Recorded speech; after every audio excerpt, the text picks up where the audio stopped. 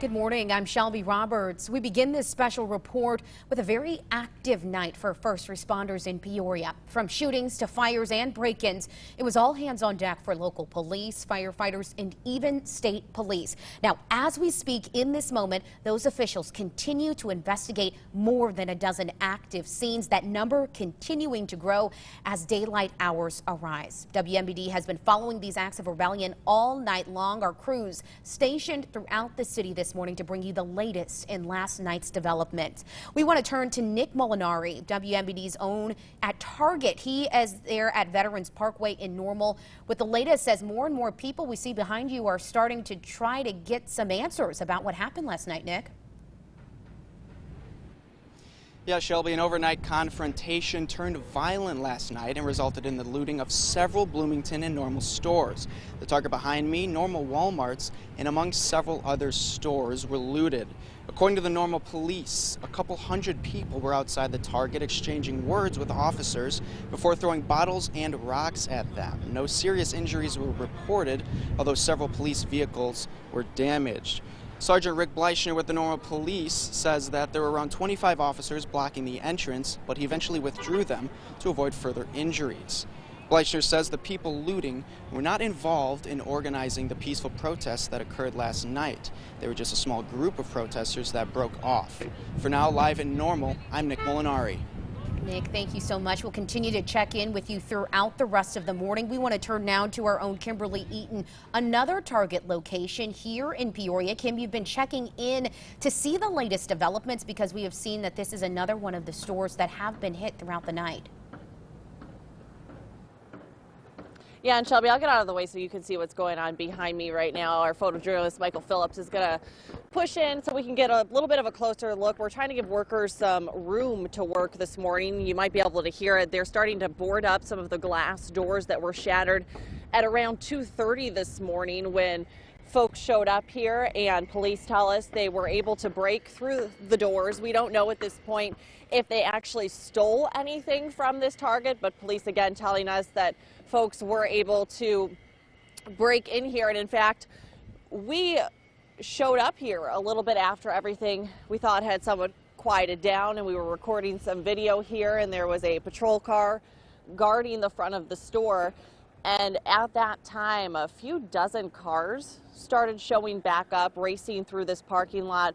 Part of that group that had been here earlier or had been in other locations in the city coming back, they kind of drove by this Target and down almost toward the Best Buy.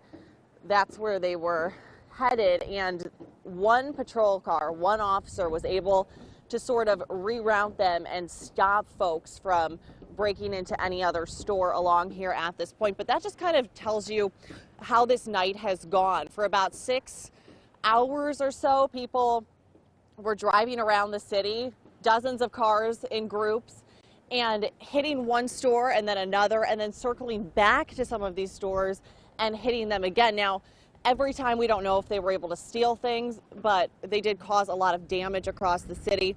And this is kind of now the scene that we're seeing play out in several locations this morning. A lot of folks showing up here, starting to assess the damage, starting to clean up. What we can't tell you at this point, because we simply don't know, is whether or not a lot of these stores are going to be able to get back to business as usual.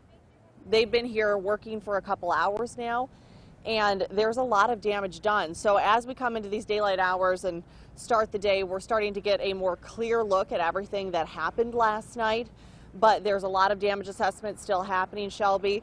And at this point, we're still waiting to hear from police on a lot of other incidents that happened overnight too. Fires, shootings, car crashes. And as soon as we have any more information, so will you. But certainly a lot to try to grasp still today.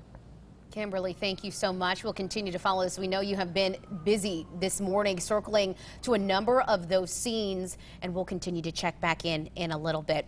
Let's turn now to other developing news that took place at about 1:30 this morning. Peoria police responded to witness reports of a shooting. Kimberly was just mentioning that as well. That was at the intersection of Sheridan and Russell Street. Now, our crews were on the scene at the moment. At least one person was being treated on the ground. That person taken to the hospital via ambulance. Now, both Peoria Fire and police did respond to this. scene. We haven't been told officially from police, but witnesses that were there did say that a man had been shot and was taken to the hospital. We're still working to learn the latest. That intersection has since been cleared. Also this morning, Peoria police taping off Columbia Terrace at Sheridan around 2 this morning after reports of gunfire there.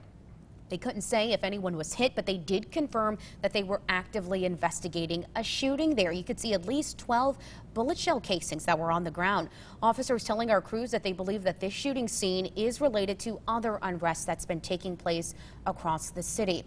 Now, at about 1:15 this morning, a large crowd gathered here at Sheridan and McClure in Peoria. Take a listen to those horns as well as that activity. Dozens of people became very rowdy at a gas station near that intersection.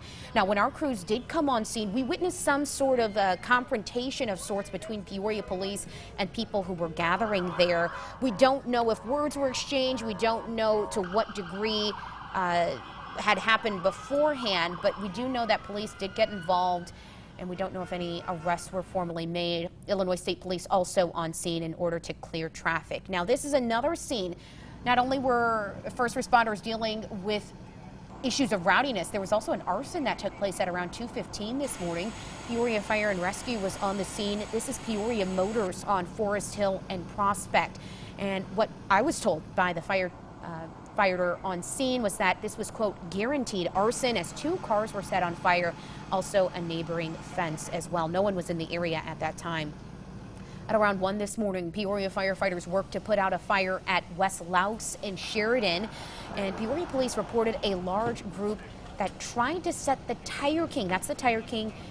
That officer says they tried to set it on fire. Now, I was able to speak with people that live in that area. They tell me it's normally very quiet, no issues, and so you can imagine they were shocked to wake up to something like this. At around 2:40 this morning, Peoria Police and Illinois State Police were on scene at Pinnacle Gun and Ammo. This was at Main and Perry in downtown Peoria. The windows there have been busted in. It wasn't confirmed if anything was taken, though.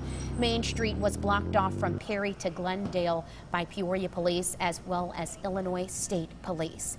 We continue our team coverage and the rest of the latest developments on a night of unrest in the city of Peoria when we return.